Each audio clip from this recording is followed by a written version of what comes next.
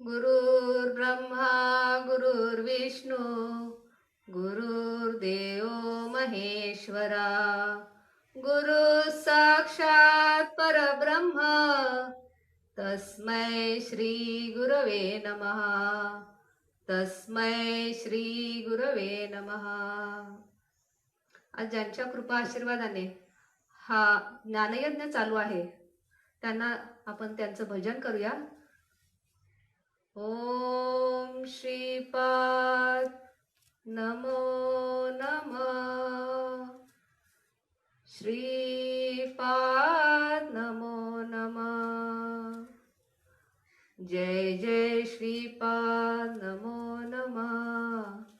सद्गुरु श्रीपाद नमो नमः. जय हरी.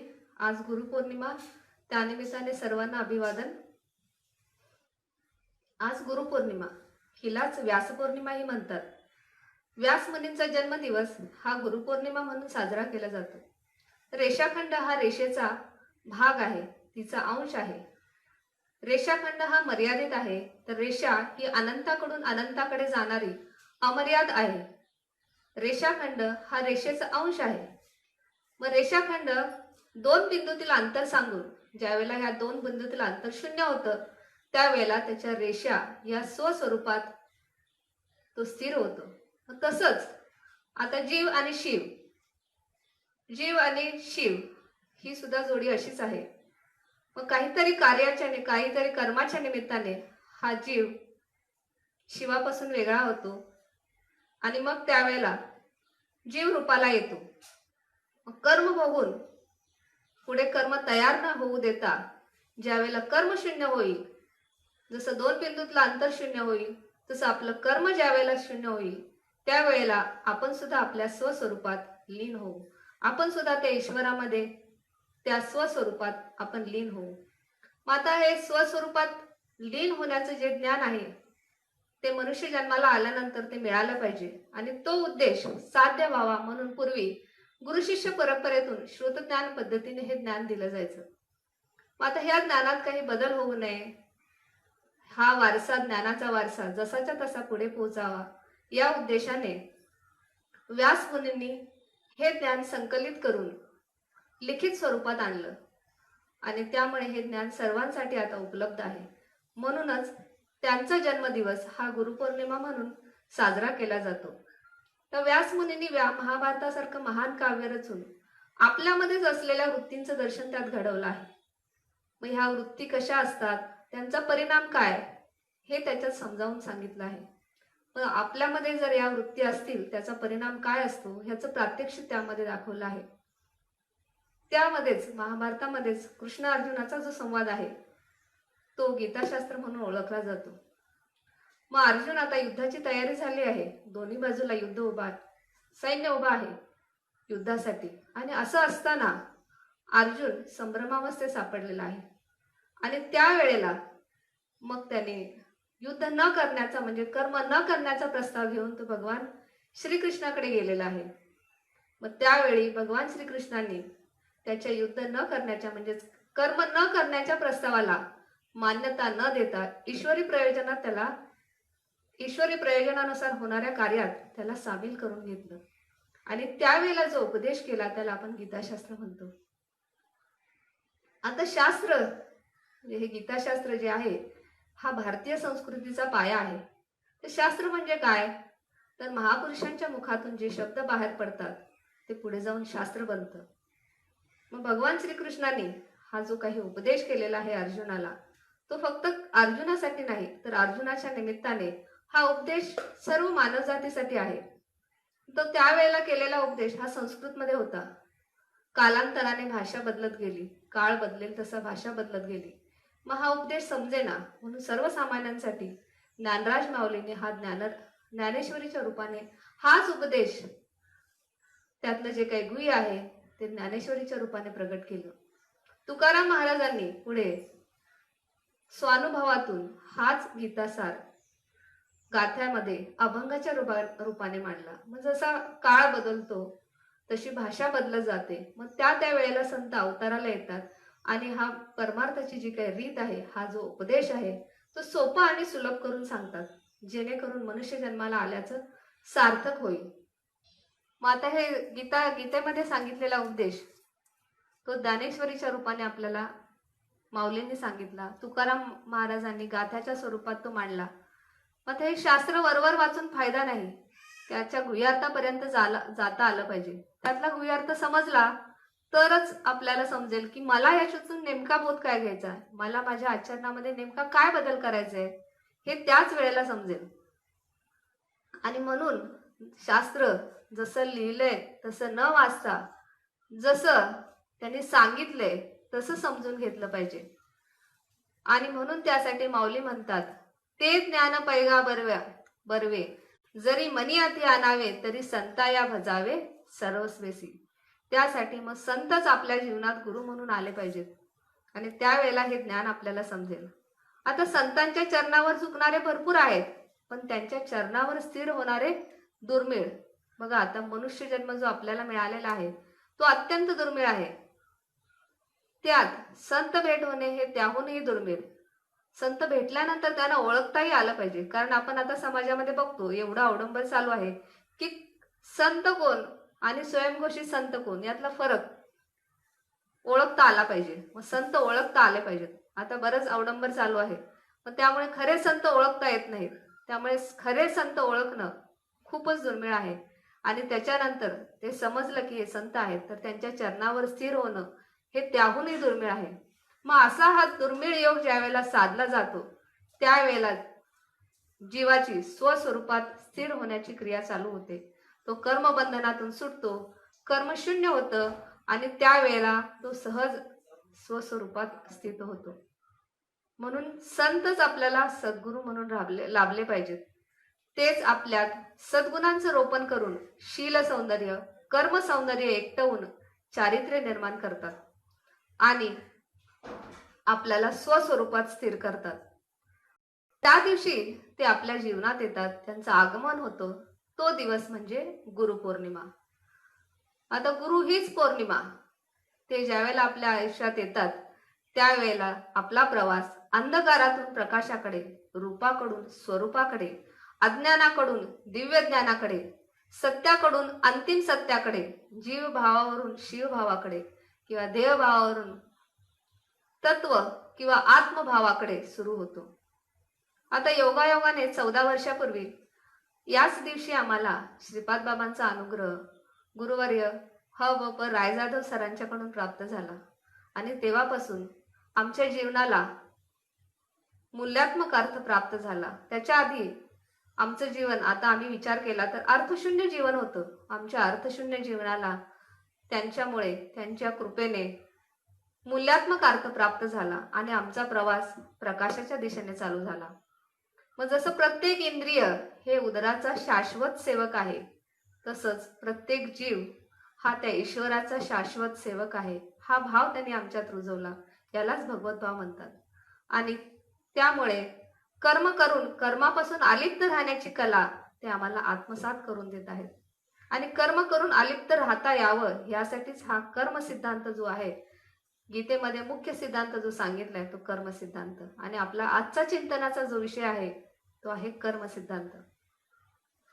तर श्रीपाद बाबांनी जसं आता मगाशी सांगितलं की संत अवताराला येऊन त्या त्या वेळच्या प्रचलित भाषेत हा जो उपदेश आहे जीवाला स्वस्वरूपापर्यंत नेण्याचा, तो उपदेश त्या त्या वेळच्या भाषेमध्ये सुलभ आणि सोपा करून सांगतात आणि परमार्थाची रीत त्यांच्याकडून करून घेतात. श्रीपाद बाबांनी आमच्यासाठी 4 महावाक्यांच्या रूपाने गीतासार सांगितलं आहे.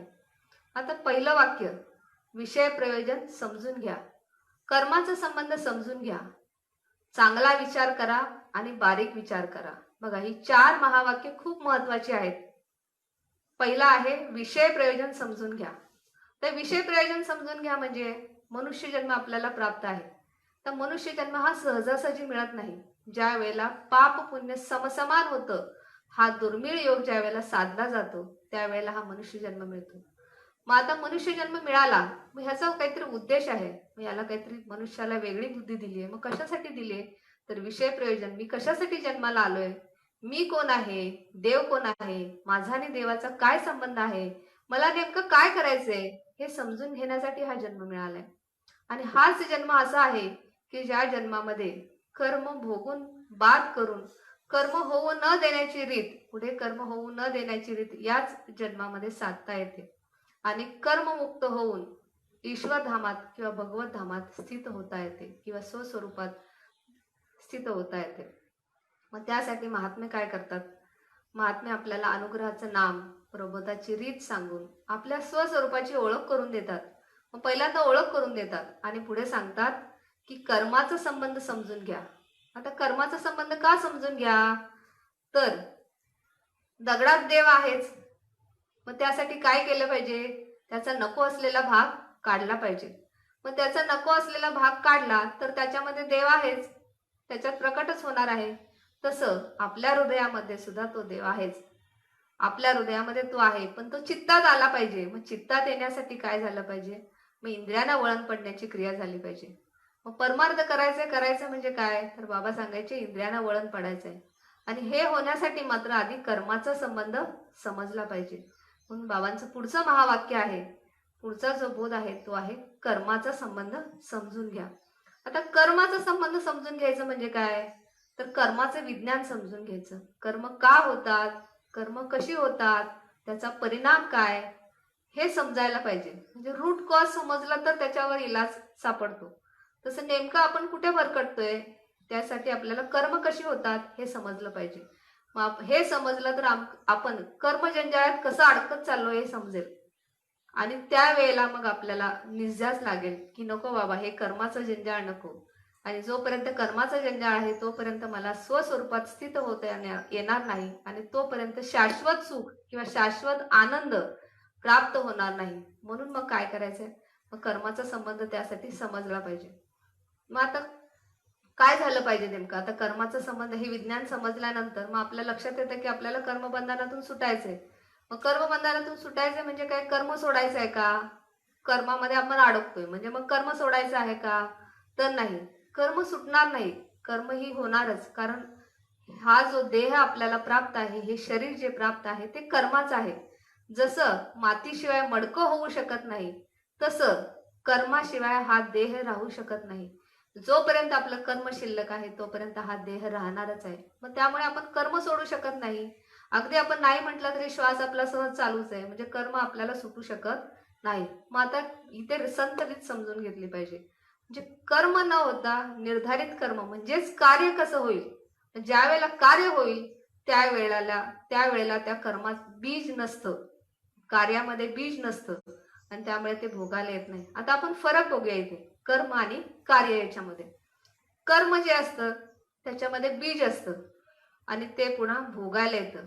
आणि ते भोगत असताना ते भोगण्यासाठी जसं जसं बीज आहे त्याप्रमाणे ते बीज फळाला येण्यासाठी त्याप्रमाणे आपल्याला देह धारण करावे लागतात किंवा ते प्राप्त होतातच. मग आता ह्या देह आपण बघतोय जन्माला आल्यापासून आहे का सुख? नाही, तर आपल्याला सुख दुःखाचाच अनुभव जास्त येतो. आणि त्यामुळे मग असं ज्या वेळेला बीज शिल्लक राहतं किंवा कर्म होतं त्यावेळेला असे अनेक देह धारण करावे लागतात. म्हणजे जन्म मरण आलंच.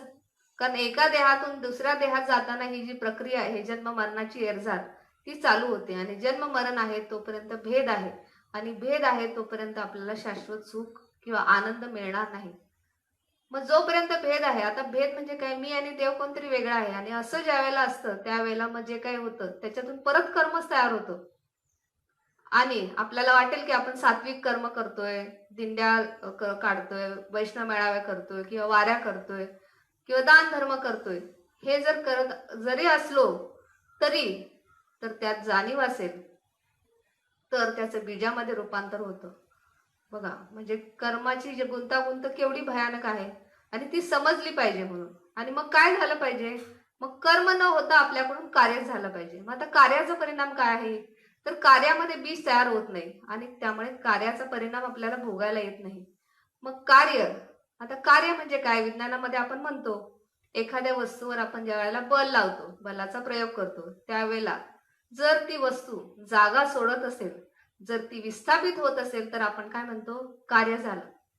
मग आता कार्य झालं कधी? जर परिवर्तन झालं तरच आपण काय म्हणतो? कार्य झालं. तर कर्मामध्ये तिथे परिवर्तन होत नाही, कर्माच्या गुंतागुंतीमध्ये आपण अडकत जातो, कार्यामध्ये परिवर्तन होतं. आता इथे कुठलं कार्य अपेक्षित आहे, संतांना कुठलं कार्य अपेक्षित आहे, इथे संत रीतीनेच गेलं पाहिजे. नाहीतर मग कार्याच्या बऱ्याच व्याख्या आहेत, मग इथं संत रीतीमध्ये कार्याची व्याख्या काय सांगितली, कसं परिवर्तन झालं पाहिजे या ठिकाणी. तर देहसृष्टीतून तत्वसृष्टीमध्ये आपण ज्या वेळेला येतो त्यावेळेला ते खरं परिवर्तन तत्वसृष्टीमध्ये म्हणजे आपण स्वस्वरूपाला त्या ठिकाणी प्राप्त होतो. आणि हा बदल जर होत असेल तर त्याला म्हणायचं कार्य. म्हणजे आता कर्माचा संबंध समजला तर आपल्याला निश्चयास लागेल की आपल्याकडून जे काही कर्म होते त्याचं कर्मात रूपांतर न होता पुढे त्याचं कार्यात रूपांतर झालं पाहिजे. मग आता त्याच्यासाठी बाबा म्हणतात पुढे काय, मग याच्यासाठी चांगला विचार करा. आता चांगला विचार करायला काय लागतं बरं, मग त्याच्यासाठी हा काय चांगला विचार करायचा की मला ह्या जंजाळातून कर्म जंजाळातून सुटायचंय आणि माझ्याकडून कार्य झालं पाहिजे. मग आता ह्याच्यासाठी काय, आपल्या मनावर जे काही संस्कार झालेत, जे आधीचे जे संस्कार झालेत, मल विक्षेप आवरण, हे निघून गेलं पाहिजे. आणि त्यासाठी सतत म्हणजे चांगल्या विचारांचं हॅमरिंग झालं पाहिजे. मग त्यासाठी सत्संगात आलं पाहिजे. मग नाम अनुग्रह झाल्यानंतर आपल्याला आल्यानंतर हा चांगला विचार बारीक विचार समजायला लागेल. आणि म्हणूनच पुढचं वाक्य आहे, बाबांचं महावाक्य आहे की बारीक आणि सूक्ष्म विचार करा. बारीक आणि सूक्ष्म विचार का करा, तर आपल्याकडून प्रत्येक श्वासागणिक हजारो कर्म होत असतात. मग आता ते कर्म, आता हजारो कर्म, आता एक श्वास घेत असताना एवढ्या वेळेत एवढी कर्म होत असतील तर आपण कसं काय विचार करत बसणार की याचं कर्मात होतंय का कार्यात होतंय. मग गुंतागुंत भयंकर आहे. त्यामुळे त्या ठिकाणी बाबा म्हणतात त्या ठिकाणी अवधान द्या, त्या ठिकाणी अनुसंधान ठेवा. मग माऊलीने सुद्धा म्हटलंय, तरी अवधान ऐकले दिजिये सर्व सुखाशी पात्र व्हायचे. मग या ठिकाणी बारीक आणि सूक्ष्म विचार झाला पाहिजे. आणि बारीक आणि सूक्ष्म कर्मयज्ञ झाला पाहिजे. मग आता कर्मयज्ञ म्हणजे काय, तर भगवद्गीतामध्ये सुंदर व्याख्या आली आहे. तर कर्मयज्ञ म्हणजे काय, तर श्वास उच्छवासाचे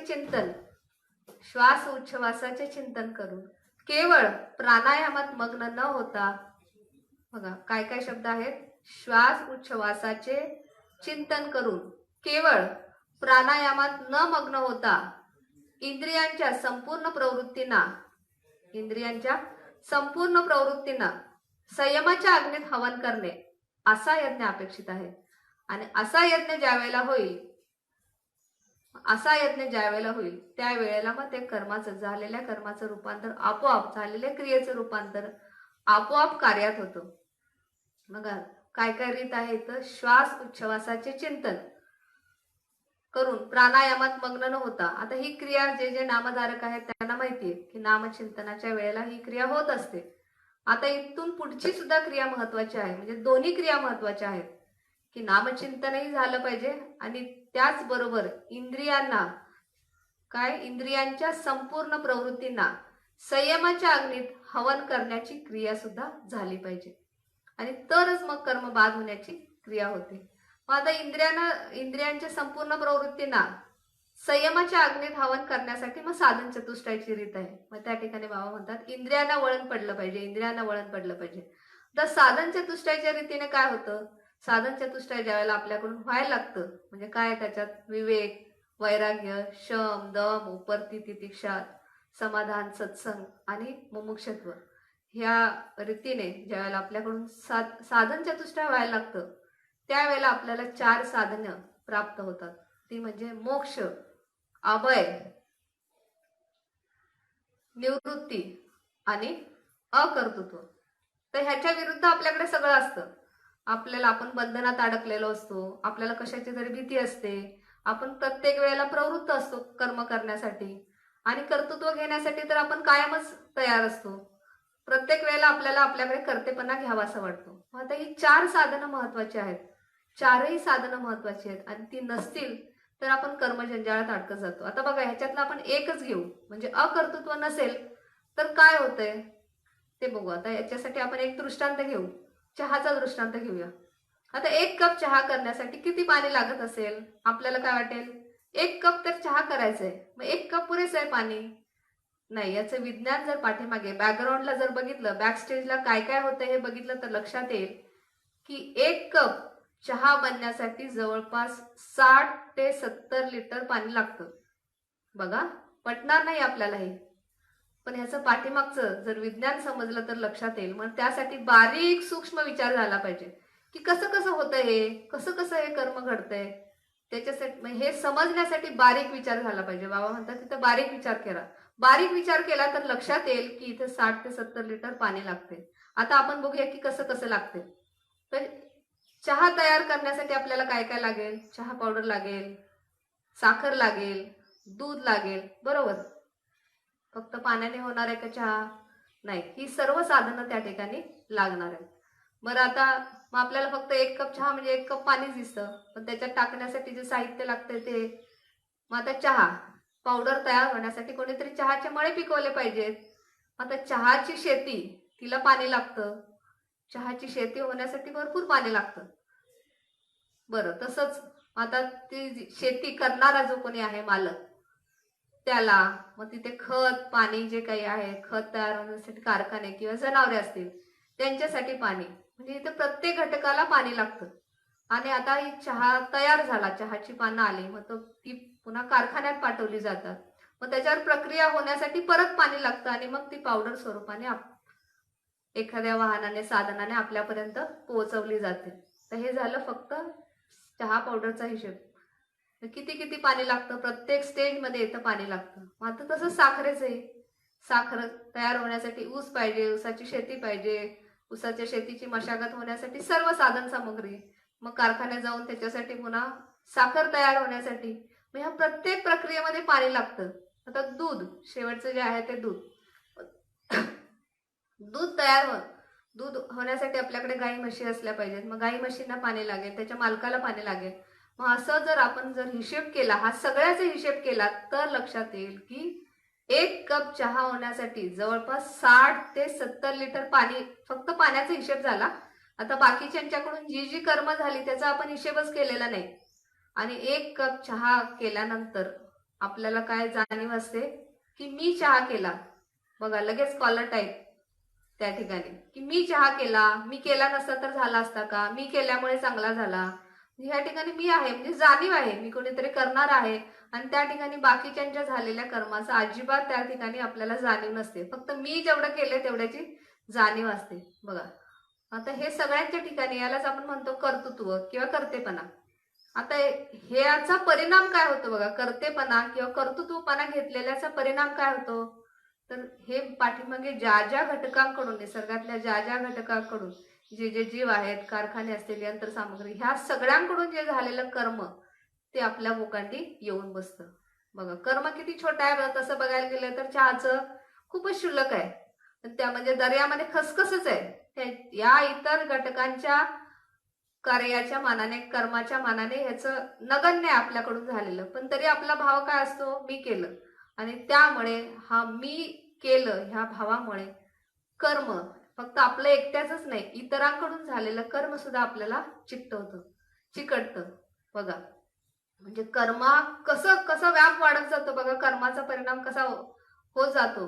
म्हणून त्या ठिकाणी अकर्तृत्व खूप महत्वाचं आहे. आणि हे ज्या वेळेला कर्माचे विज्ञान समजतं की किती निसर्गामध्ये काय काय प्रक्रिया होत असते, स्वरूपाची रचना कशी होते, आणि त्यावेळेला आपल्याकडून जे काही छोटंसं कार्य आपण त्या ठिकाणी निमित्त असतो, हे ज्या वेळेला साक्षात्कार होईल त्यावेळेला मग आपण सुटू शकतो. मग तेच माऊली म्हणतात, हे मज चिस्तव झाले परी म्या नाही केले, हे जेणे जाणेतले तो सुटला गा. म्हणजे कशातून सुटला, त्या कर्मबंधनातून. हे त्या कर्मापासून तयार होणार जे काय आहे त्याच्यापासून तो सुटला. मग आता हे सुटायचंय आपल्याला, असं सुटायचंय. मग त्याच्यासाठी म्हणून तर हे असं विज्ञान समजलं पाहिजे. मग आता हे विज्ञान समजलं की मग लक्षात येईल की मग त्यावेळेला निश्वास लागेल आणि मग आपल्याकडून प्रयत्न व्हायला लागतील. आणि जोपर्यंत कर्म तयार होते, कर्मात बीज आहे, तोपर्यंत ते भोगायला येणारच. कारण कर्मात हे तयार झालेलं बीज हे नष्ट होण्याची प्रक्रिया कुठल्याही याच्यात नाही. निसर्गातल्या कुठल्याही प्रक्रियेत हे कर्माचं बीज नष्ट होण्याची ताकद नाही. किंवा कुठल्याही देवदेवतांमध्ये सुद्धा त्यांच्या ठिकाणी सुद्धा ही क्रिया नाही. मग ते भोगूनच बाद करावं लागतं. मग आता भोगताना आपल्याला माहितीये की दुःख आहे, मग त्यापेक्षा ते तयार न होऊ देणं आणि म्हणजे कर्माचं कार्यात रूपांतर होणं हे खूप महत्वाचं आहे. आता हे झालं म्हणजे कर्म. आपल्याकडे हे जर 4 साधनं म्हणजे महत्वाचे आहेत की मोक्ष, अभय, निवृत्ती आणि अकर्तृत्व. आणि ती येण्यासाठी मग साधन चतुष्टयाची रीत आहे, इंद्रियांना वळण पाडण्याची रीत आहे. आणि ती महात्म्य आपल्याकडून ज्यावेळेला आपण या संत रीतीमध्ये येतो त्यावेळेला ते आपल्याकडून करून घेत असतात. ते आपल्याला आचरणाने दाखवतात की ही रीत कशी अंमलात आणायची. पण आता हे कर्म आपल्याला समजलं की कशी कशी तयार होतात. मग अशी तयार होत राहतात कर्म आणि बरीच तयार होतात. एकातून अनेक कर्म तयार होण्याची क्रिया होत राहते. आता ह्याचा परिणाम कसा भोगायला येतो बघा. तर हे परिणाम, आता कर्म तयार झालं, याचा पुढे परिणाम की आपल्याला माहितीये की काय तसे तसे देह धारण करायला लागतात. पण त्याचा परिणाम किती व्यापक असू शकतो, कधी येईल हे कर्माचं फळ भोगायला, त्याच्याबद्दल भगवद्गीतामध्ये 4 कर्म या प्रकरणामध्ये विस्ताराने आले. 4 कर्म या प्रकरणामध्ये 4 प्रकारची कर्म सांगितली. मग दृश्य, अदृश्य, प्राप्त आणि अप्राप्त. बघा आता कर्मावरती म्हणजे आपला जो आजचा विषय आहे तो कर्म सिद्धांत. मग कर्मावरती ही जवळपास 11 प्रकरणं भगवद्गीता ग्रंथामध्ये आलेली आहेत. आता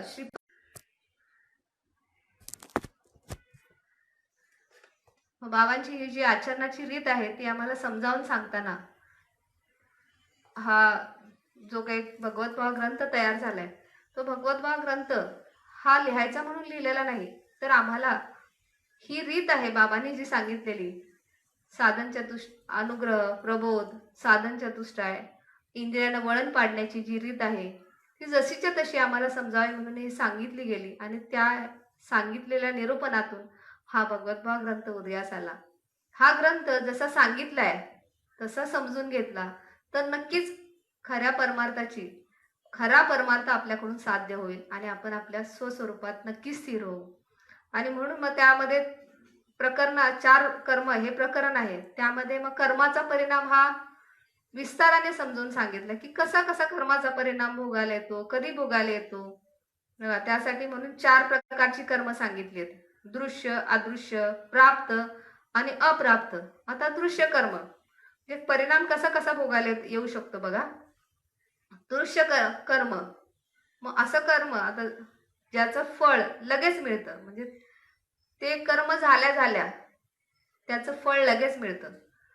मग जसं आता आपण तहान लागली, पाणी प्यालो, लगेच तृप्त बरं वाटतं ना, म्हणजे लगेच त्याचं फळ म्हणजे कर्म काय झालं, पाणी पिण्याचं कर्म झालं आणि त्या ठिकाणी त्याचं फळही लगेच तात्काळ. आणि म्हणजे तृप्त वाटतं, आपल्याला भूक लागली, आपण जेवलो, मग आता जेवल्यानंतर आपल्याला बरं वाटतं, तृप्त वाटतं की नाही. तर हा परिणाम लगेच जाणवतो. मग जर कर्माचा परिणाम लगेच जाणवत असेल तर त्याला काय म्हणायचं, दृश्य कर्म. म्हणजे दृश्य स्वरूपात लगेच आपल्याला तो अनुभवाला येतो. मग आता हे झालं व्यावहारिक उदाहरण. आता परमार्थामध्ये मग कीर्तन करतो आपण, प्रवचन करतो. आता मग कीर्तन झालं, प्रवचन झालं, कीर्तन झाल्यानंतर 2 तासाचं जे काय आहे ते निरूपण झाल्यानंतर पाकिट हातात मिळतं. मग पाकिट हे त्याचं फळ लगेच मिळालं की नाही, आणि फळ मिळते म्हणजे ते कर्म होतंय. म्हणजे बघा, आणि कुठलंही कर्म हे परमार्थ होऊ शकत नाही. बघा म्हणजे इथं कर्म कसं कसं आपल्याला अडकवतं बघा. म्हणजे आपल्याला वाटत असतं की आपण परमार्थ करतोय तरी सुद्धा ते कर्मात त्याचं रूपांतर होऊ शकतं. मग इथं म्हणून तर रीत समजली पाहिजे, संत रीत समजली पाहिजे. त्याच्याकडे आपण पुढे येऊया. पुढच्या प्रकारचं कर्म काय आहे, मग अदृश्य कर्म. अदृश्य कर्म म्हणजे आपल्याला बऱ्याच दिवसांनी ते भोगायला येतं. आता उदाहरणार्थ आपण आता परीक्षा झाल्या 10वी 12वीच्या परीक्षा झाल्या, बरोबर. पण आता मग त्यासाठी मुलांनी वर्षभर अभ्यास केला, त्याचा परिणाम लगेच येतो का, तर 2-3 महिन्यांनी त्या परीक्षा झाल्यानंतर 2-3 महिन्यांनी त्याचा परिणाम आपल्या समोर येतो. म्हणजे झालेलं वर्षभर जे काही कर्म आहे, जो काही अभ्यास झालेला आहे त्याचा परिणाम काही पास नापास एवढे टक्के जो काही परिणाम आहे तो किती दिवसांनी जाणवतो, काही कालावधीनंतर, म्हणजे काही ठराविक दिवसांनी जाणवतो. तसंच आपण शेतामध्ये बियाणं पेरतो. मग जसं बीज असेल तसं मग काही त्यानुसार मग काही याचं फळ 2.5 महिन्यांनी येईल, काही याचं 3 महिन्यांनी, काही 4 महिन्यांनी, काही वर्षांनी, काही 2 वर्षांनी. म्हणजे जसं जसं बीज असेल त्यानुसार तेवढ्या दिवसानंतर त्याचं फळ प्राप्त होतं. मग त्याला काय म्हटलंय, अदृश्य कर्म. म्हणजे लगेच नाही दिसत, त्यामुळे त्याला काय म्हटलंय, अदृश्य. पुढचं आहे प्राप्त कर्म. आता आपण जे भोगतोय हे प्राप्त कर्माचं फळ आहे. म्हणजे प्राप्त कर्म म्हणजे बऱ्याच वर्षांपूर्वी जे काही झालेलं कर्म असतं त्याचा परिणाम भोगायला जो येतो त्याला म्हणतात प्राप्त कर्म. आता उदाहरणार्थ आपण आता शिक्षण, कोणी आता डॉक्टर झाला असेल तर त्याचं जे काही शिक्षण आहे ते किती 15-16 जे काही 17-18 वर्ष असतील तेवढं शिक्षण झाल्यानंतर मग पुढे डॉक्टर म्हणून ते सेटल होतात आणि मग त्यांना त्याचं फळ बऱ्याच वर्षानंतर त्याचं ते स्थिर होतात त्यांच्या प्रॅक्टिसमध्ये. मग त्यावेळेला त्यांना हे त्याचं फळ जे त्याचं जाणवायला लागतो त्याचा परिणाम. म्हणजे हा जो आधीचा जो काही शिक्षणाचा जो परिणाम आहे तो त्यांना बऱ्याच वर्षानंतर जाणवायला लागतो बघा. मग असं जे कर्म आता दुसरं एक उदाहरण द्यायचं झालं तर बरेच लोक आता सर्व्हिस करतात. मग सर्व्हिस केल्यानंतर मग त्यांचा जो काही PF कापला जातो हे कापला जातो आणि पुढे शेवटी मग पेन्शन मिळते. शेवटी मग रिटायर झाल्यानंतर म्हणजे किती वर्षांकडून झालेल्या कर्माचा परिणाम 60 किंवा 58 वर्षानंतर रिटायर झाल्यानंतर त्याचा परिणाम आपल्याला जाणवायला लागतो. मग पेन्शनच्या रूपाने PFच्या रूपाने तो मिळतो. म्हणजे हे जे आहे ते प्राप्त कर्म आहे. मग थेंबे थेंबे साठत जातं आणि ते नंतर भोगायला येतं. हे प्राप्त कर्म आहे. पुढचं आहे ते अप्राप्त. अप्राप्त म्हणजे बऱ्याच म्हणजे जन्मापूर्वी झालेलं कर्म आहे ते आणि ते आता भोगायला येतं त्याला म्हटले अप्राप्त. किंवा आता झालेलं कर्म पुढे बऱ्याच म्हणजे आपला जर कर्म बाद नाही झालं, कर्म करण्याच्या प्रक्रियेत आपण राहिलो, कर्म होण्याच्या प्रक्रियेत राहिलो तर बरेच जन्म घेतल्यानंतर त्याचा परिणाम आपल्याला भोगायला येतो बघा. म्हणजे आता ह्याच्यासाठी उदाहरण द्यायचं झालं तर धृतराष्ट्राचं उदाहरण इथे समर्पक आहे. तर धृतराष्ट्राचं उदाहरण म्हणजे त्यांचं काय म्हणजे एवढं सगळं युद्ध झालं त्यावेळेला महाभारतामध्ये आणि त्याच्या देखत त्याची 100 मुलं मारली गेली, सगळं राजवैभव होतं, सगळं होतं. मग त्यांना प्रश्न पडतो की असं काय माझ्याकडून कर्म झालंय बघा. मग ते भगवान श्रीकृष्णाने विचारतात शेवटी की असं काय माझ्याकडून, एवढं काय मी वाईट कोणाचं केलं नाही काय नाही म्हणे. आणि म्हणजे एवढं मी कोणाचं वाईट केलं की एवढं म्हणजे माझं असं वाईट झालं म्हणे. मग ते म्हणतात की हे आत्ताच नाही म्हणे, तुमचं हे जे आता जे भोगायला आलंय हे आत्ताच नाही म्हणजे आधीच्या 25व्या मनुष्य जन्मात, म्हणजे आता जो प्राप्त आहे त्याच्या आधीच्या 25व्या मनुष्य जन्मात त्याच्याकडून एक कर्म झालं होतं. काय तर ते 100 पक्ष्याची पिलं त्यांनी जाळून मारली होती आणि मग त्याचा परिणाम म्हणून मग त्यावेळेला पक्ष्यांनी शाप दिलेला असतोय. काय म्हणजे पिल्लांची आया असतात ते येतात आणि आक्रोश करतात आणि मग ते शाप देतात. काय शाप देतात की तू जन्मजात आंधळा होशील, तू राजा होशील, तुला 100 पुत्र प्राप्त होतील आणि ती तुझ्या डोळ्या देखत मारली जातील. मग हे कर्म झालं आणि त्याचा परिणाम कसा झाला, त्या शाप मिळाला की नाही. मग शाप मिळाला म्हणजे आणि हा भोगायला कधी आला, त्याचा परिणाम कधी भोगायला आला, पुढच्या 25व्या मनुष्य जन्मात भोगायला आला. म्हणजे बघा कर्म कसं कधी झालेलं कर्म आता भोगायला येतं. मग तो म्हणतो की मधले 25 जन्म काय केलं म्हणे, त्यावेळेला का मला भोगायला आलं नाही म्हणे. त्यावेळेला तुझ्याकडून अशी काही कर्म म्हणजे सात्विक कर्म झालं की ज्या योगे तू राजा झालास. मग ती सात्विक साधना करण्यासाठी आता 100 पुत्र तसं होणं हे एवढी साधी गोष्ट नाहीये. त्यासाठी कठोर साधना झालेली आहे तुझ्याकडून मधल्या काळात. मग त्यावेळेला तू कोणाचं मार्गदर्शन घेतलं नाही, साधना झाली तुझ्याकडून आणि त्याचा परिणाम म्हणजे मधले 24 जन्म हे त्याच्यासाठी खर्च करावे लागले की म्हणजे राजा होण्यासाठी, मग 100 पुत्र प्राप्त होण्यासाठी जे काही सात्विक कर्म तुला जे काही करावं लागलं ते व्हावं याच्यासाठी तुला मधले 24 जन्म खर्च करावे लागले. आता हे मनुष्य जन्म एका पाठोपाठ एक तरी आहेत का.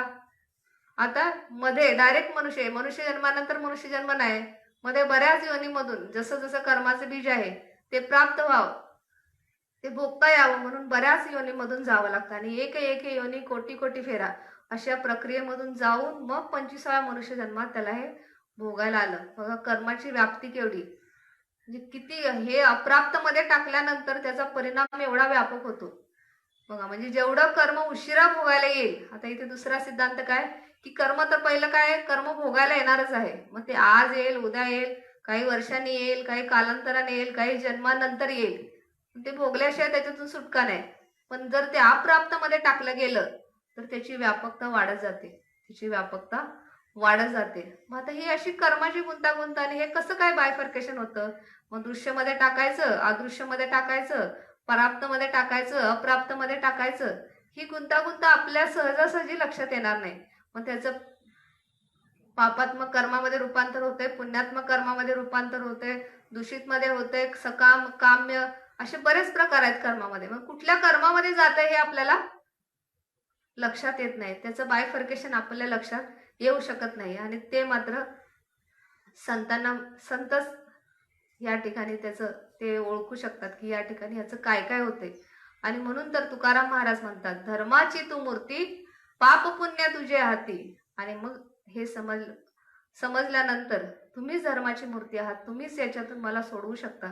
त्याच्यात पुढे म्हणतात ते, मज सोडवी दातरा कर्मापासून दुस्तरा. म्हणजे हे कर्म कुठल्या प्रकारे जाते मला काही समजत नाही, तुम्हीच मला याच्यातून सोडवू शकता. कारण आपल्याकडून होणाऱ्या कर्माची नोंद तिथे होत असते, त्यांना बरोबर त्या ठिकाणी लक्षात येतं आणि त्या ठिकाणी बरोबर न्यायनिवाडा होऊन या कर्माचं बायफर्केशन होत असते. आणि बायफर्केशन होऊन त्यानुसार ते ठरत असते की याचं फळ कधी प्राप्त व्हायचं, आता लगेच होणार. म्हणजे प्रत्येक क्षणाला आपल्याकडून ही 4 प्रकारची, म्हणजे दृश्य अदृश्य 4 प्रकारची कर्म तयार होत असतात. म्हणजे कर्माचं जंजाळ कसं आहे बघा, म्हणजे कर्माचं जंजाळ हे असं तयार होत जातं. आणि जर आपण स्वतः म्हटलो की नाही मी आता मनोमार्गे जाऊया म्हटलं तर तिथे हे शक्य नाही. म्हणजे त्या ठिकाणी संत रीतीनेच गेलं पाहिजे. मग संत काय करतात, संत रीतीत आल्यानंतर काय करतात बघा, पहिल्यांदा हे आपल्याला समजतच नाही की हे कर्माची गुंतागुंत एवढी आहे. मग कर्माची गुंतागुंत ते आपल्याला लक्षात आणून देतात आणि पुढे मुक्त व्हायची इच्छा आपल्यामध्ये जागृत करतात की नको बाबा हे कर्माचं जंजाळ नको, आता मला ह्याच्यातून मुक्त व्हायचंय.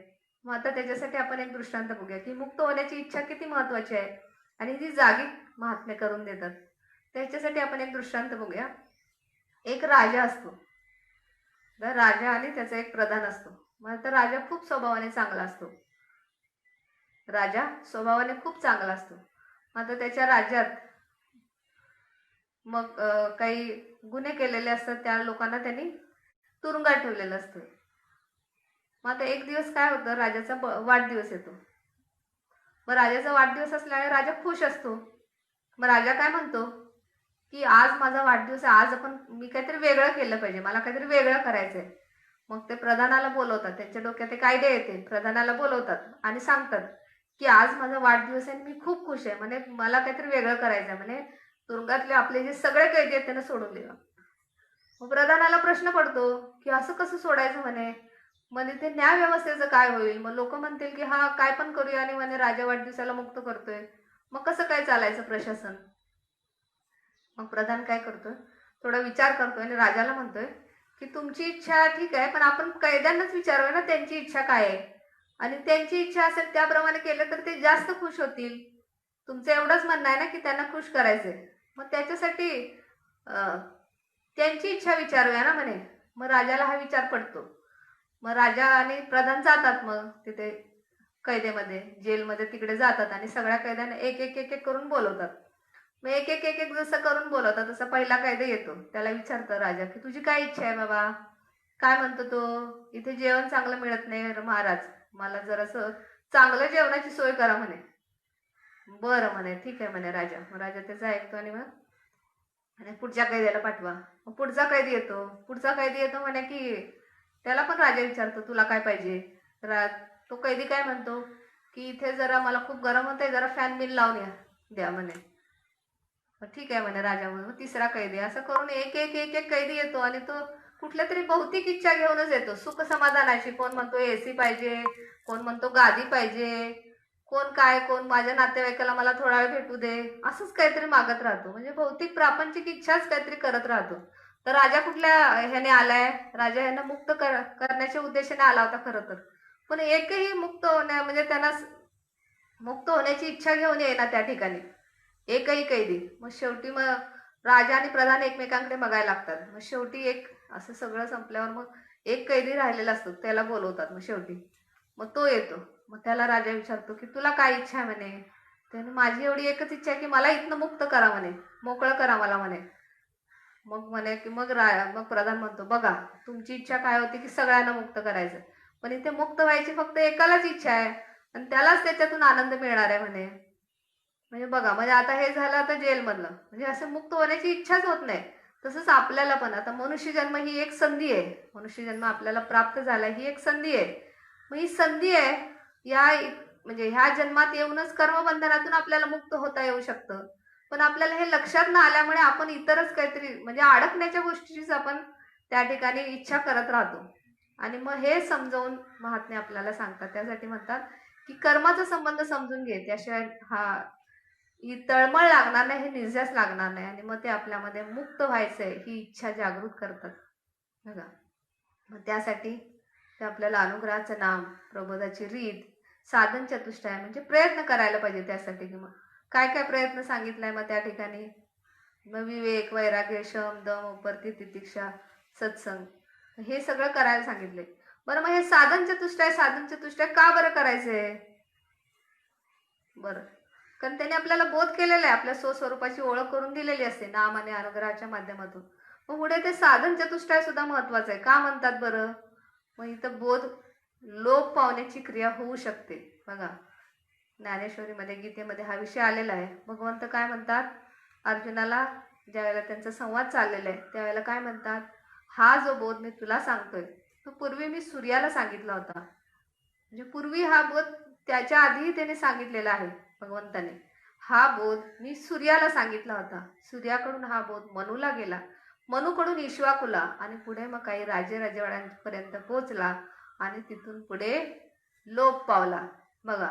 म्हणजे लोप पावण्याची ही क्रिया तेव्हापासूनची आहे. हा बोध लोप पावू शकतो. म्हणून इथं साधन चतुष्टय किंवा प्रयत्न किंवा अलर्ट राहिलं पाहिजे. प्रत्येक श्वासाला अलर्ट राहता यावं म्हणून ही साधन चतुष्टयाची जी काही रीत आहे ती महात्मे सांगत असतात. आता आपल्या ठिकाणी बघूया. तर हे भगवंतानी अर्जुनाला सांगितलं की हा जो मी तुला बोध सांगतोय हा पूर्वी असं सांगितलेला आहे आणि तो लोप पावलेला आहे, म्हणून आता मला तुला परत सांगायची वेळ आली. आता आपल्या ठिकाणी पण श्रीपाद बाबांनी हा बोध केलेला आहे. आता इथं आपला श्वास हे सूर्याचं प्रतीक आहे बघा. भगवंत काय म्हणतात, मी सूर्याला बोध केला होता. आता ते सूर्य म्हणजे कोण, तर श्वास हे सूर्याचं प्रतीक आहे. आपल्याला श्रीपाद बाबांनी जे अनुग्रहाचं नाम दिले, प्रबोधाची जी रीत सांगितली ती श्वासावर सांगितली ना. त्या ठिकाणी आपल्याला स्वस्वरूपाची ओळख करून दिली. आता स्वस्वरूपाची ओळख करून देऊन पुढे काय सांगितले की हा बोध पुढे श्वासाला केलाय, पण हा बोध पुढे मनाला गेला पाहिजे बघा. इथे मन हे मनुचं प्रतीक आहे. मन हे मनुचं प्रतीक आहे. आता मन आपल्याला माहिती आहे किती चंचल आहे. म्हणजे जरी बोध श्वासाला केलेला असला तरी तो मनापर्यंत पोहोचत नाही, कारण मन हे चंचल आहे. मग त्याला मग सत्संगामध्ये किंवा सद्गुरु कार्यामध्ये आल्यानंतर त्याची चंचलता कमी व्हायला लागते. त्याला नेमका बोध व्हायला लागतोय की आपल्याला काय करायचंय. मग रामदास स्वामी सुद्धा म्हणतात, मग या मनाला काय म्हटलंय त्यांनी, मना सज्जना भक्ती पंथेची जावे बघा. मनाला त्यांनी सज्जन म्हटले, बाबा रे तू सज्जना ह्या मार्गाने जायचंय, हा जो बोध केलाय याच्यावर आरूढ व्हायचंय, मनाचा निश्चय झाला पाहिजे.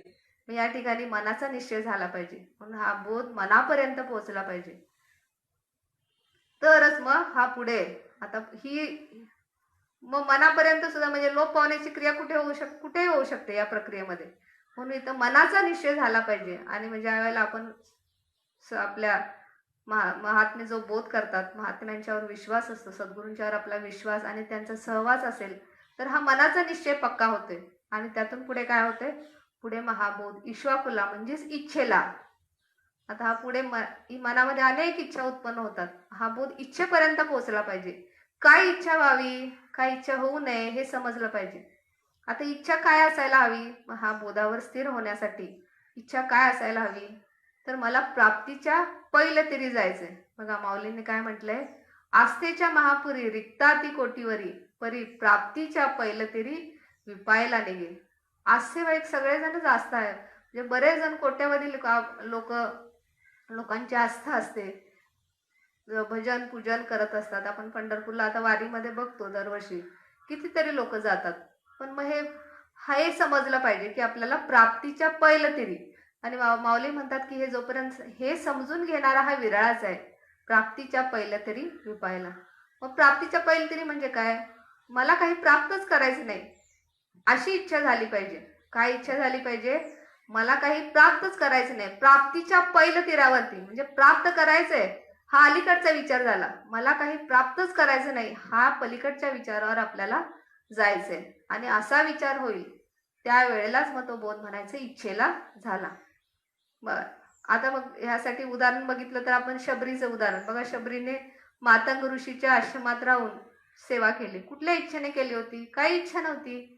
मग मातंग ऋषी ज्यावेळेला तिथून जायला निघाले त्यावेळेला म्हणाले की बाळ, तू आश्रमात राहून छान सेवा केलीस, तेव्हा तुला काय इच्छा आहे सांग म्हणे. तर काय म्हणते ती, मी कुठल्या इच्छेने केलंच नव्हतं म्हणे, मला तुमचा संत सज्जनांचा सहवास मिळतो एवढंच पुरेसं आहे म्हणाले, मला काही नको म्हणाले. बघा, म्हणजे काही प्राप्त करायची इच्छाच नाही. आणि असं ज्या वेळेला होतं त्यावेळेला मग तिथं मातंग ऋषींनी काय आशीर्वाद दिला बरं शबरीला, तुला राम भेटायला येईल. आणि खरोखरच राम अनवाणी पायानं शबरीला भेटायला आले. म्हणजे बघा, अशा भक्ताची अशी ज्या वेळेला इच्छा असते किंवा अशी भक्ती ज्या वेळेला होत असते की काही प्राप्तच करायची नाही अशी इच्छा ठेवून ज्या वेळेला आपल्याकडून कर्म होत असतात, क्रिया होत असते, त्यावेळेला मात्र मग तो भगवंत, तो देव सुद्धा अशा भक्ताची वाट पाहत असतो. वाट पाहे उभा. आपल्याला ही अशीच इच्छा की मला काही प्राप्तच करायचं नाही, हा बोध इच्छेला झाला पाहिजे. आणि इच्छेला बोध झाल्यानंतर आता इच्छा मस्त आहे, पण पुढे इंद्रियांनी साथ द्यायला पाहिजे ना.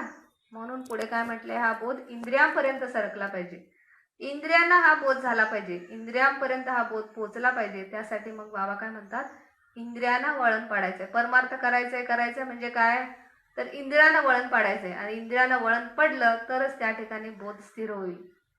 मग आता त्यासाठी काय, मग सद्गुरू कार्यक्षेत्रात ज्यावेळेला आपण असतो त्यावेळेला ही क्रिया सुद्धा सहज होत असते.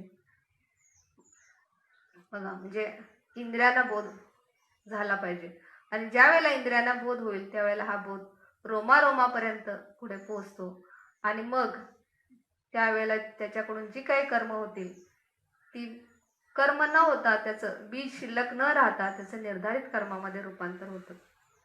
बघा, म्हणजे म्हणून तर सद्गुरू कार्यक्षेत्रात म्हणजे अनुग्रह झाला पाहिजे, प्रबोध मिळाला पाहिजे, त्याच्यानंतर त्यांच्यावर विश्वास असला पाहिजे, त्यांचा सहवास प्राप्त झाला पाहिजे. आणि त्यांच्या कार्यक्षेत्रात ज्यावेळेला आपण असू त्यावेळेला हा बोध शेवटपर्यंत पोहोचण्याची जी काही क्रिया होते, आणि असं झाल्यानंतर जे काही कर्म होईल त्याचं ते कर्मामध्ये बीज तयार न होता त्याचं निर्धारित कर्मच होईल. निर्धारित कर्म म्हणजेच कार्य. म्हणजे निर्धारित कर्माच्या स्थितीला, अवस्थेला येण्यासाठी मग आपल्याला साधन चतुष्टय सांगितलं. तर साधन चतुष्टय म्हणजे विवेक, वैराग्य, शम, दम, उपरती, हे समाधान, सत्संग, हे जे षटक आहे ते सांगितले. आणि शेवटी आहे मुमुक्षत्व. विवेक म्हणजे काय, तर प्रत्येक क्षणाला आपल्याला हे स्मरण असलं पाहिजे की मी देह नसून मी आत्मा आहे, मी देह नसून मी आत्मा आहे. आणि हे ज्यावेळेला स्मरण असेल त्यावेळेला म्हणजे काय कार्य होईल, मग त्यावेळेला त्याला म्हटलंय की विवेकावर. वैराग्य, आता वैराग्याचं उदाहरण देताना जनाबाईंचा अभंग आहे बघा. वैराग्य कसं असलं पाहिजे, कुठे असलं पाहिजे, विठू माझा लेकुरवाळा. काय पुढे काय म्हटलंय, निवृत्ती हा खांद्यावरी, सोपानाचा हात धरी, पुढे चाले ज्ञानेश्वर, मागे मुक्ताई सुंदर. म्हणजे वैराग्य ही मला काही प्राप्तच करायचं नाही, ही इच्छा ज्यावेळेला आपल्या विचारामध्ये, आपल्या डोक्यामध्ये फिक्स असेल, खांद्यावरी म्हणजे आपल्या डोक्यामध्ये ही ज्यावेळेला हा निश्चय ज्यावेळेला पक्का असेल त्यावेळेला मग ज्ञान पुढे प्रगटच आहे आणि मुक्ती मागे आहेच. म्हणजे किती आता हे म्हणजे साधन चतुष्टयाची ही जी रीत आहे ती खूप महत्वाची आहे. आणि शेवटी काय सांगितलंय की मुमुक्षत्व म्हणजे निश्चयास लागला पाहिजे, अशी तळमळ लागली पाहिजे. आणि असं ज्या वेळेला होईल त्यावेळेला त्या तळमळीतून आपल्याकडून जे कर्म होतं ते निर्धारित कर्मच होतं. त्या निर्धारित कर्म बघायच्या आधी आपण अजून 4 प्रकारची कर्म बघू. म्हणजे कुठली कर्म व्हायला पाहिजेत, कुठली कर्म व्हायला नको. तर दूषित कर्म, काम्य, सकाम कर्म आणि नित्य नैमित्तिक कर्म, असे कर्माचे पुढे कुठल्या भावावर कर्म होतात त्यानुसार कर्माचे पुढे भाग आहेत. आता दूषित कर्म म्हणजे आपल्याकडून मद, मत्सर ह्या पोटी जी काही कामं होतात, म्हणजे आपल्याकडून अपशब्द बोलले जातात, भ्रष्टाचार होतो, मग चोरी, लबाडी, ही काही असे काही जे काही कर्म होतात ती व्हायला नकोत, त्याला म्हटलंय दूषित कर्म. सकाम आणि काम्य म्हणजे वासना, इच्छा, लोभ ठेवून जी काय कर्म केली जातात ना असे, त्याला काय म्हटले, अपेक्षा ठेवून जी काही कर्म होतात त्याला काय म्हटले, काम्य, सकाम. काम्य आणि सकाम, आणि ही सुद्धा कर्म व्हायला नकोत. ही दोन्ही प्रकारची म्हणजे तिन्ही प्रकारची कर्म, दूषित, काम्य, सकाम, ही जी काही सर्व कर्म आहेत ती आपल्याकडून व्हायला नको. आपल्याकडून फक्त नित्य नैमित्तिक कर्म व्हायला पाहिजेत.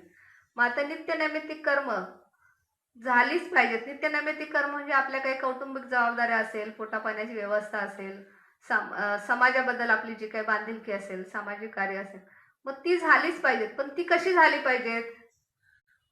जर ती निष्काम भावाने झाली तरच त्याचं रूपांतर निर्धारित कर्मामध्ये होईल. म्हणजे नित्यनैमित्तिक कर्म झाली पाहिजेत आणि ती निष्काम भावाने म्हणजे ब्रह्मभावावर आत्मभावावर राहून झाली पाहिजेत. आता निष्काम भाव म्हणजे काय आणि कशी नित्यनैमित्तिक म्हणजे निर्धारित कर्म होतात बघा. आता भगवान श्रीकृष्णाने काय सांगितले की त्यांची रीत कशी आहे, ते काय म्हणतात, मला मिळालं नाही असं काही नाही, मला मिळालं नाही असंही काही नाही आणि मला मिळवायचंय असंही काही नाही आणि तरीही मी माझ्या कार्यात कार्यरत असतो.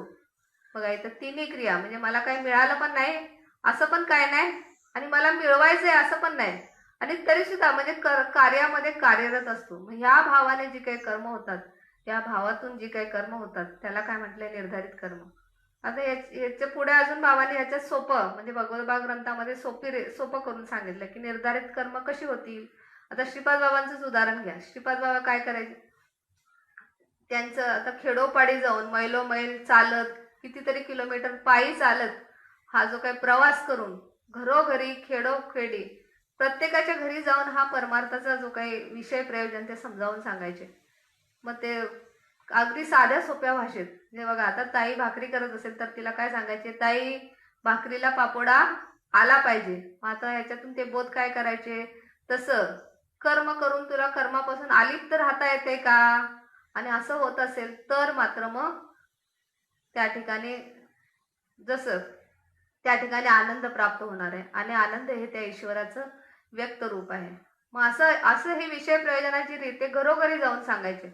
आणि मग त्यासाठी म्हणजे गाठीला पैसा असू दे नसू दे, चालत कधी जंगलातून, आणि स्वतःला काय वैयक्तिक त्रास होतोय, देहाला कष्ट होतात याचा विचार न करता आता हे सगळं करत होते. मग आता हे करण्यामध्ये त्यांचा काही फायदा बघत होते का ते, त्यांना काही असं वाटत होतं का मला काय फायदा व्हावा, कोणी मला गुरु म्हणावं किंवा कोणी मला माझं लौकिक व्हावा असं काही, किंवा कोणी मला महाराज म्हणावं असं काही होतं का, नाही. पण आता हे केलं नसतं तर त्याच्यात त्यांचं काही नुकसान होतं का. मग अशी जी कर्म आहे ज्या ठिकाणी ती केली तर काही फायदा नाही आणि नाही केली तर नुकसान नाही, अशी जी कर्म आहेत तिला आपण निर्धारित कर्म म्हणतो. आणि अशी कर्म झाली पाहिजेत तरच ते कार्यामध्ये त्याचं रूपांतर होतंय आणि मग ते आपल्याला भोगायला येत नाही. म्हणजे बघा आता मग महात्मे कसे, आता बुडते हे जन न देखवे डोळा, मग ह्या उद्देशाने हे तळमळीने हा विषय प्रयोजन समजावून सांगून आपल्याला कर्मबंधनातून सोडवत असतात.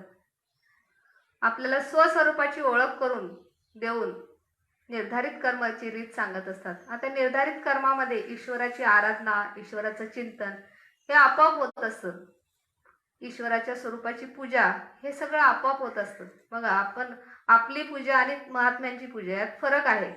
आपली जी पूजा असते ती कशी असते, आपण काय करतो, आधी आंघोळ करतो, मग ते देवांना काय त्यांचं आंघोळ वगैरे, देवांची आंघोळ, मग त्यांना काय फोटो असतील फोटो पुसून, मूर्ती असेल तिला स्वच्छ करून, मग त्याला फूल पान अगरबत्ती हे सगळं वाहून आपली पूजा असते. म्हणजे आपली पूजा कशी असते, मर्यादित असते. पण संत महात्म्यांची पूजा बघूया आता कसं. गाडगे बाबांचं आपण संत गाडगे महाराजांचं उदाहरण बघा. त्यांची पूजा कशी असायची, आधी देवाची आंघोळ मग त्यांची आंघोळ. आपली कशी, आधी आपली आंघोळ आणि मग देवाची आंघोळ. आणि वर आपल्याला आपली कॉलर टाईट, काय तर मी असं केल्याशिवाय, एवढं काय सोवळं केल्याशिवाय मी काय दुसरं करत नाही.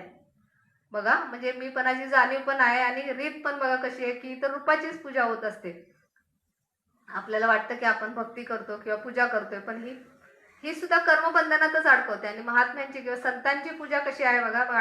गाडगे महाराज काय करायचे, संत गाडगे बाबा काय करायचे, तर त्या ठिकाणी संत गाडगे बाबा त्यांची रीत कशी आहे, तर त्यांनी सकाळी झाडू घेऊन, बघा त्यांचा देव कसा आहे, व्यापक आहे, झाडू घेऊन या देवाची आंघोळ सकाळी उठल्या आणि मग स्वतःची आंघोळ. म्हणजे त्यांचा देव हा चराचरात भरून उरलेला आहे असा हा देव, आणि त्यांची अशी ही पूजा.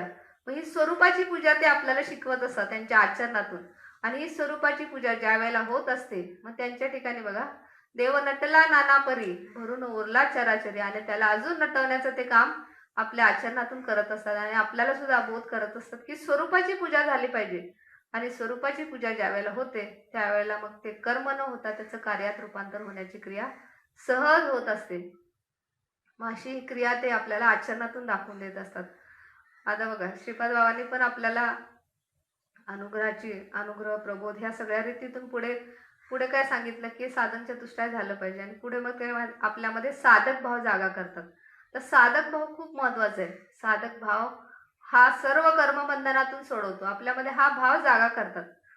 तर साधक भाव समजण्यासाठी आपण एक उदाहरण घेऊया. एक जेलरचं एक उदाहरण घेऊया. जेलर आणि त्यामध्ये एक कैदी असतात.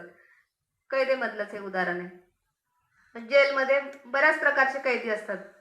काही जणांना 2 महिन्याची, काही जणांना 6 महिन्याची, काहींना वर्षाची, 10 वर्षाची, 15 वर्षाची, काही जन्मठेपेचे कैदी असतात. मग आता तिथे जेलर असतो यांच्यावर कंट्रोल ठेवण्यासाठी. मला जेलरला बरेच कामाचे व्याप असतात.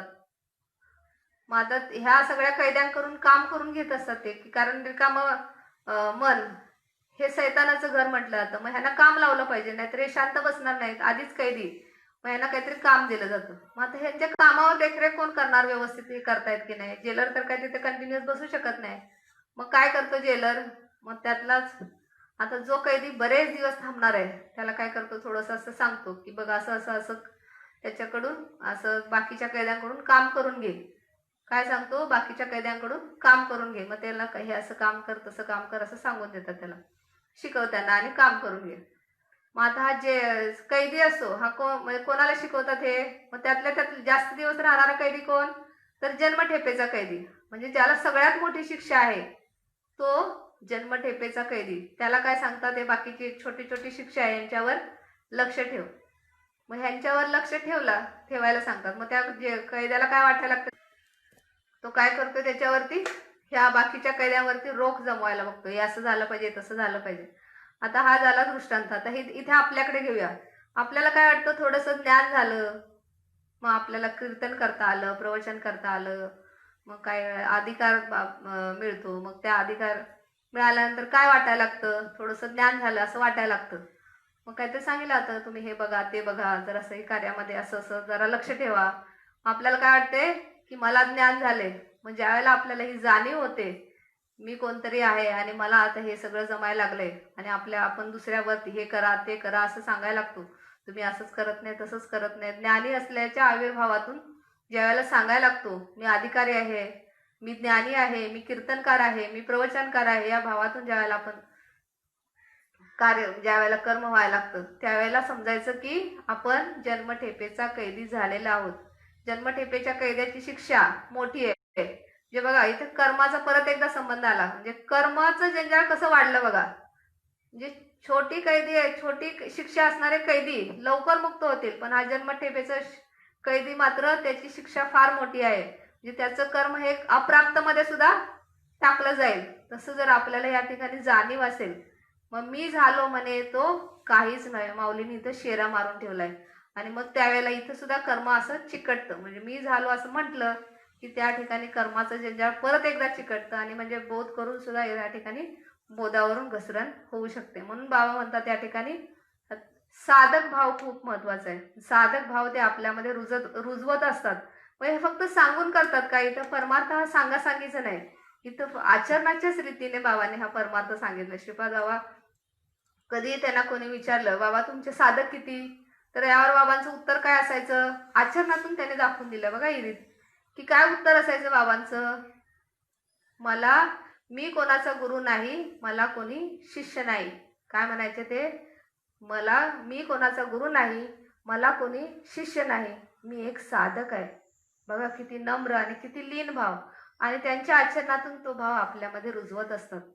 आणि आपल्यामध्ये सुद्धा हा साधक भाव ज्यावेळेला जागा होतो त्यावेळेला मग आपण कर्मबंधनामधून या सगळ्या जंजाळापासून सगळ्या ह्याच्यापासून आपण मुक्त राहू शकतो. म्हणजे साधक भाव किती महत्वाचा आहे, आणि असा भाव आपल्यामध्ये प्रस्थापित झाला तर जे काय होईल ते आपल्याकडून कार्यच होईल. माझा बघा कसे आपल्याला महात्मे ह्या रीतीने घेऊन जात असतात. आत्मशोध, आत्मबोध, आत्मकल्याण आणि विश्वकल्याण. ह्या टप्प्यातून गेलं पाहिजे. कसे टप्पे आहेत? आत्मशोध, आत्मबोध, आत्मकल्याण आणि विश्वकल्याण. बघा आत्मशोध म्हणजे आपल्या ठिकाणी आपल्याला ते स्वस्वरूपाची ओळख करून देतात, आपला शोध करून देतात आपल्याला की मी कोण आहे. मग त्या ठिकाणी अनुग्रहाच्या प्रबोधाच्या माध्यमातून आपल्या स्वरूपाची ओळख करून देतात. पुढे मग गुरुगुह्य ज्ञानाचा ज्यावेळेला महिमा समजायला लागतो त्यावेळेला आत्मबोध होतो आणि मग त्यावेळेला विचारामध्ये परिवर्तन होऊन आपल्या कृतीमध्ये परिवर्तन व्हायला लागते. आत्मपरीक्षणाची रीत समजायला लागते. आत्मपरीक्षण ज्या वेळेला होईल त्यावेळेला आपल्या लक्षात येतं की काय करायला पाहिजे आणि काय करायला नको ह्याची जाणीव व्हायला लागते. काय व्हायला पाहिजे काय व्हायला नको त्यालाच म्हटले आत्मपरीक्षण करण्याची कला ते आपल्याला शिकवत असतात. त्याच्यातून मग काय साध्य होत आहे, मग त्याच्यातून इंद्रियांना वळण पडण्याची जी क्रिया असते ती साध्य होत असते. आणि ज्या वेळेला इंद्रियांना वळण पडतं त्यावेळेला आत्मकल्याण होतं. त्यावेळेला आपल्याला खऱ्या अर्थाने आपलं जीवन सफल झाल्याचा आपण अनुभव घेऊ शकतो. मग आत्मकल्याण झाल्यानंतर जी काही कर्म होतात त्याच्यानंतर पुढे ते आपल्याला विश्वकल्याणाच्या कार्यात सहयोगी करून घेतात आणि त्यामुळे आपल्याकडून जे काही कर्म होईल त्याचं कर्मात रूपांतर न होता पुढे कार्यात रूपांतर होतं. बघा आपण आता म्हणतो समाजामध्ये बऱ्याच संस्था आहेत, बरेच लोक आहेत की ते विश्वकल्याणाचं कार्य भरपूर होत असते त्यांच्याकडून. जे निर्धारित कर्म काही त्यांना तिथे त्या ठिकाणी फायदा तोट्याचा विचार नसतो. म्हणजे मला अमुक एक फायदा व्हावा तोटा झाला तर असं कुठलाच विचार नसतो.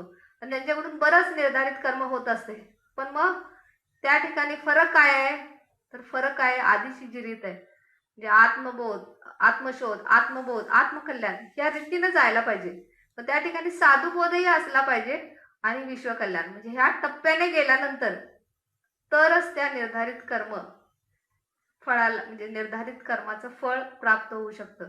बघा आता आधी काय सांगितले की कुठल्याही कर्माचं फळाची अपेक्षा करायची नाही आणि जे काय होईल ते निर्धारित कर्म झालं पाहिजे. आणि शेवटी असं निर्धारित कर्म ज्यावेळेला आपल्याकडून होत जाईल तेव्हा अंतिम समय या निर्धारित कर्माचं फळ सुद्धा मिळालं पाहिजे. आणि हे फळ फक्त ते महात्मेच देऊ शकतात. ज्यावेळेला आपल्यावर सद्गुरु कृपा असते त्यावेळेला या निर्धारित कर्माचं फळ अंतिम समय आपल्याला ते देत असतात.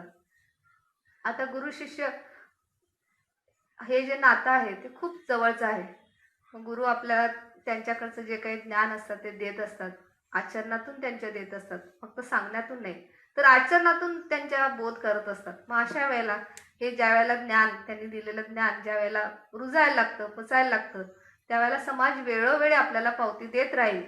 बघा काही लोक पदव्या देतील काय देतील पण ही कुठलीही समाजाने दिलेली पावती पुढे अंतिम समयी ग्राह्य धरली जाणार नाही. सद्गुरु मात्र आपल्याला अंतिम समयी त्याचं जे काय आहे ते पावती देतात. ते मध्ये हाती याच्यावर काहीच बोलत नाही. अंतिम समयी त्यांच्याकडून याचं अंतिम सत्याचा उलगडा त्यावेळेला होणार आहे. आणि असं ज्या वेळेला होतं त्यावेळेला मग अंतिम सत्याचा उलगडा होण्यासाठी म्हणून तर इतर ठिकाणी इथं म्हणजे समाजाने केलेला गुणगौरव जे काय असेल पदव्या असतील जे काय त्याच्यात न अडकता सद्गुरु बोधावरती स्थिर राहायचंय. त्यांनी केलेल्या बोधावरती स्थिर राहायचंय. या सगळ्या ह्याच्यात नको मला अडकायचं नाहीये ह्याच्यावरती ठाम निश्चय असला पाहिजे. आणि मग त्यावेळेला हे निर्धारित कर्माचं फळ त्यांच्याकडून आपल्याला प्राप्त होणार आहे. मग म्हणून तर या ठिकाणी साधकाच्या ठिकाणी साधक भाव ज्या वेळेला असतो त्यावेळेला त्याच्या ठिकाणी हाच भाव असतो की तेच माझे हित करीती सकळ. आणि ह्या भावाने त्याच्यामध्ये पराकोटीची लीनता, नम्रता, संयमता यायला लागते. आणि असं ज्या वेळेला होतं त्यावेळेला ते ज्ञान त्याला पचायला लागतं. आणि हे पचलं जातं ज्ञान त्यावेळेला किंवा रुजतं ज्या वेळेला त्याच्या आचरणातून ज्या वेळेला हे ज्ञान इंद्रियानं वळण करून आचरणामध्ये यायला लागतं त्यावेळेला गुरुदक्षिणा गुरूंना सद्गुरूंना गुरुदक्षिणा आपोआप मिळते. म्हणजे ही क्रिया ही अशी पूर्ण झाली पाहिजे, क्रिया पूर्णत्वाला गेली पाहिजे आणि त्यावेळेलाच मग तो साधक स्वस्वरूपावर स्थित होतो. बघा म्हणजे कसं कसं कसं आपल्याला ते घेऊन जात असतात. म्हणून सद्गुरू भेटले पाहिजेत. त्याच्यानंतर अशा क्रियेत राहायला पाहिजे सतत त्यांच्या सहवासात. त्यांच्या सहवासात राहण्यासाठी सद्गुरू कार्यक्षेत्रात मात्र सक्रिय राहिलं पाहिजे. आणि असं ज्या वेळेला होईल त्यावेळेला मग खऱ्या अर्थाने आपल्या जन्माला आलेल्याचं सार्थक त्या ठिकाणी होतं. आणि म्हणून मग भगवद्भाव सेतू या ग्रंथामध्ये जो आता येणार आहे पुढे त्या ग्रंथामध्ये सुंदर पद आले. श्रीपाद बाबांच्यावर महात्म्याने एक पद लिहिलेलं आहे की गुरु कसे कसे आपल्याला मार्गदर्शन करतात, कसे सोडवतात.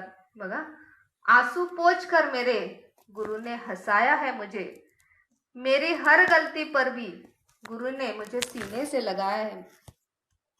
विश्वास क्यों न हो मुझे अपने गुरु पर। मेरे गुरु ने हर हाल में जीना सिखाया है मुझे। यह गुरु का दर है, यहाँ मनमानी नहीं होती। लेकिन यह बात भी पक्की है कि कोई परेशानी नहीं होती। कुछ तो बात होगी मेरे गुरु में, यूं ही दुनिया इनकी दीवानी नहीं होती। म्हणजे सद्गुरू महात्मे म्हणजे त्यांचा महिमा आगाधच आहे, त्या ठिकाणी आपण वर्णनच करू शकत नाही. म्हणूनच तुकाराम महाराज पुढे म्हणतात, हा जो काही भाव आहे की ज्यावेळेला आपण त्यांचं वर्णनच करू शकत नाही, त्यावेळेला तुकाराम महाराजांनी म्हटलंय, तुम्ही संत माय बाप कृपावंत कायम या पतित कीर्तिवानो. त्यांचं वर्णन त्यांचं करू शकत नाही, त्या ठिकाणी आपण फक्त एकच करू शकतो, ते म्हणजे त्यांचं भजन. तेव्हा सर्वांनी माझ्यासोबत भजन म्हणायचं आहे. ओम श्रीपाद नमो नमः, श्रीपाद नमो नमः, जय जय श्रीपाद नमो नमः, सद्गुरु श्रीपाद नमो नमः. जय हरी सर्वांना.